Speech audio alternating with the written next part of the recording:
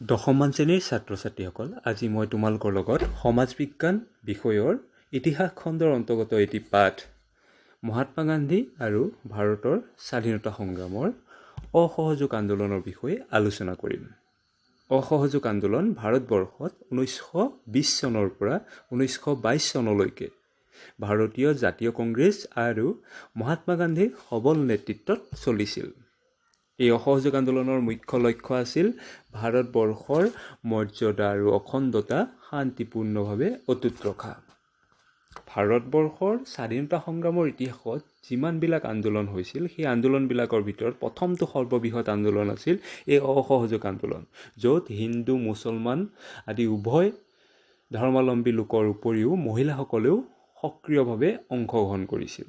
যিহেতু এই আন্দোলনৰ নেতৃত্ব লৈছিল মহাত্মা গান্ধীয়ে, সেয়েহে এই আন্দোলন সম্পূৰ্ণ অহিংস আৰু শান্তিপূৰ্ণ উপায়েৰে হৈছিল, য'ত আন্দোলনকাৰীসকলে ব্ৰিটিছ সামগ্ৰী বৰ্জন কৰি থলুৱা কুটিৰ শিল্পৰ সামগ্ৰীহে ব্যৱহাৰ কৰিছিল। আমি এই আন্দোলনৰ কাৰ্যসূচীসমূহ ইয়াৰ আগলৈ আলোচনা কৰিম। এতিয়া তাৰ আগতে এই আন্দোলনটোনো কিয় হৈছিল সেই কথাবিলাক আলোচনা কৰি লওঁ। এই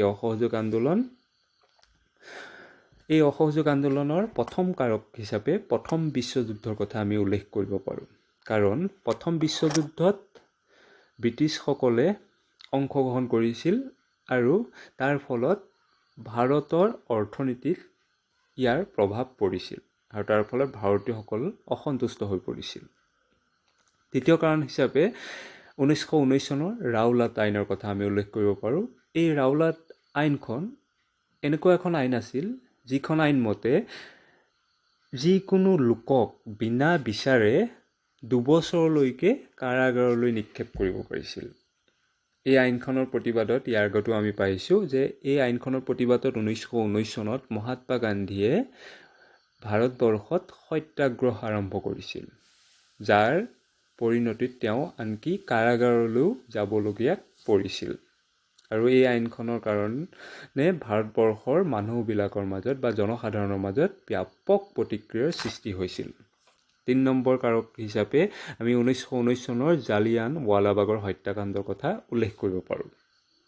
এই 1919 চনৰ পাঞ্জাৱৰ জালিয়ানৱালাবাগৰ নামৰ ঠাইত নিৰীহ জনতাৰ ওপৰত ইংৰাজ চৰকাৰে নিৰ্বিচাৰে গুলীচালনা কৰাত শ মানুহ নিহত হৈছিল, যাৰ পৰিণতিত ভাৰতীয়সকল ইংৰাজৰ প্ৰতি তীব্ৰ অসন্তুষ্ট হৈ পৰিছিল।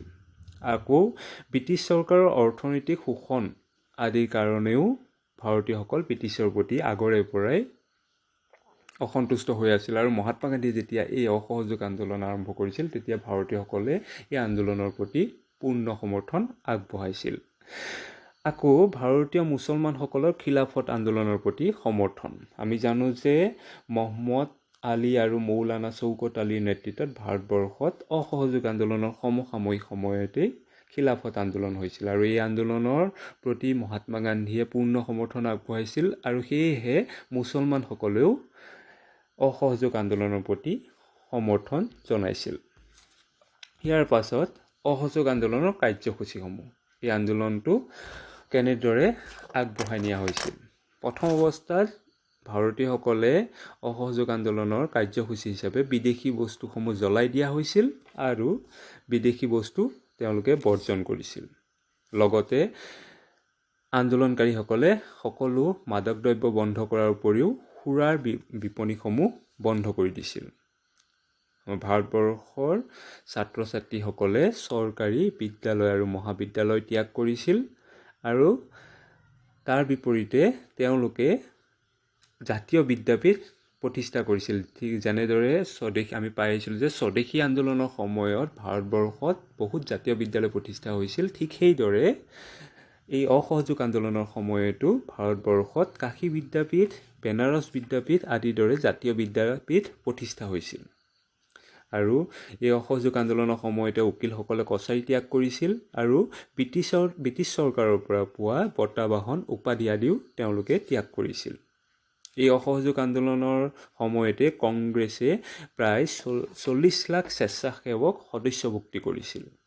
যিহেতু এই আন্দোলনত আন্দোলনকাৰীসকলে বিদেশী বস্তু আৰু বিদেশী বস্ত্ৰ জ্বলাই দিছিল। সেয়েহে তেওঁলোকে নিজ হাতেৰে সূতা কাটিছিল আৰু তাৰ কাৰণে তেওঁলোকে কংগ্ৰেছে প্ৰায় 20,000 জোঁটৰ নিৰ্মাণ কৰিছিল। ইয়াৰ উপৰিও আন্দোলনটো যাতে সুকলমে চলাই নিব পাৰে, আন্দোলনকাৰীসকলৰ যাতে পুঁজিৰ অভাৱ নহয়, তাৰ বাবে তেওঁলোকে পুঁজি সংগ্ৰহ কৰিছিল।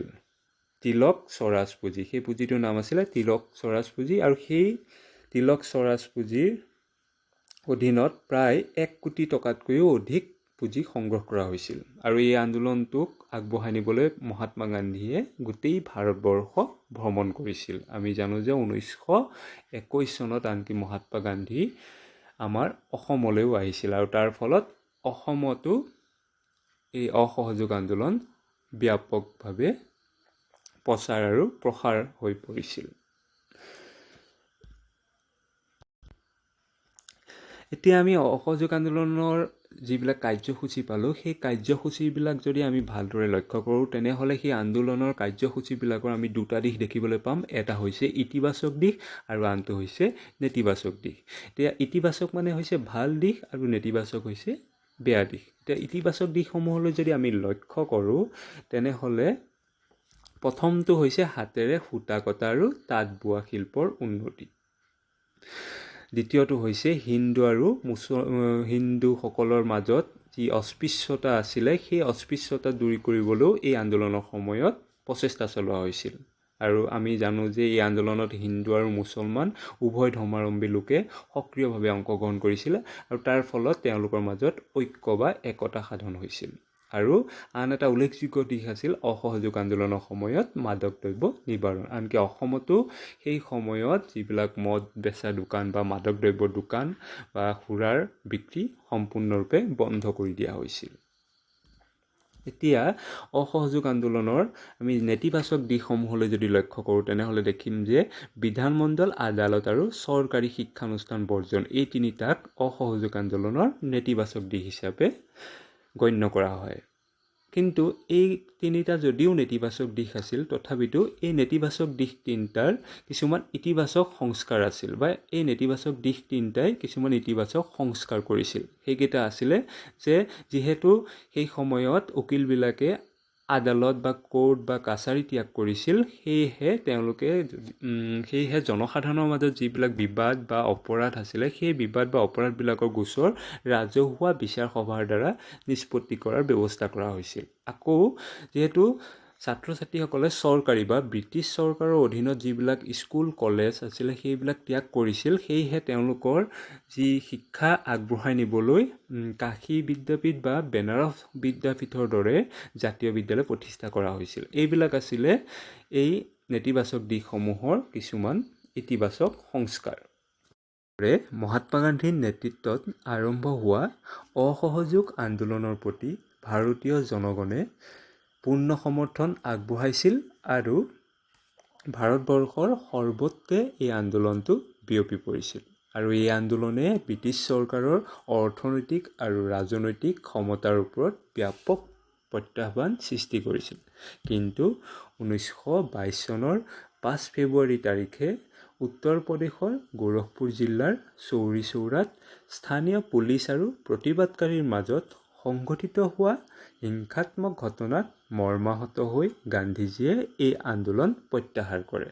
কাৰণ আমি জানো যে মহাত্মা গান্ধীয়ে এই আন্দোলনটো আৰম্ভ কৰিছিল অহিংস আৰু শান্তিপূৰ্ণ উপায়েৰে। কিন্তু সেই 5 ফেব্ৰুৱাৰী তাৰিখে চৌৰি চৌৰাত 3জন প্ৰতিবাদকাৰী পুলিচৰ গুলীত নিহত হৈছিল, আৰু তাৰ ফলত জনসাধাৰণ উন্মত্ত হৈ পৰিছিল, আৰু তেওঁলোকে পুলিচ থানাত অগ্নিসংযোগ কৰে আৰু 22জন পুলিচক হত্যা কৰে।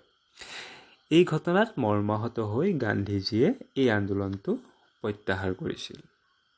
ছাত্ৰ ছাত্ৰীসকল, মই আশা কৰিছোঁ তোমালোকে অসহযোগ আন্দোলনৰ সম্পৰ্কে অলপ আভাস পালা, আৰু এতিয়া তোমালোকৰ কাৰণে কেইটামান মই গৃহকৰ্ম দিছোঁ। এই গৃহকৰ্মকেইটা তোমালোকে মোক কৰি দেখুৱাবা। আৰু এই অসহযোগ আন্দোলনৰ সম্পৰ্কে তোমালোকৰ যদি এতিয়াও কিবা সন্দেহ বা অসুবিধা বা সমস্যা আছে, তেনেহ'লে মোৰ লগত যোগাযোগ কৰিবা।